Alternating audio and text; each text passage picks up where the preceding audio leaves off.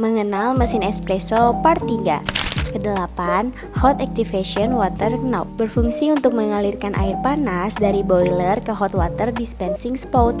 Kesembilan, hot water dispensing spout adalah keran yang digunakan untuk mengalirkan air panas dari boiler ke cangkir atau wadah. Air panas ini dapat digunakan untuk membuat minuman panas seperti americano dan long black.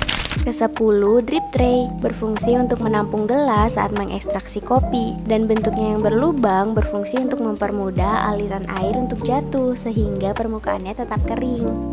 Terakhir, cup tray berfungsi sebagai rak untuk meletakkan cangkir kopi. Cup tray juga dapat membantu menjaga cangkir kopi tetap hangat.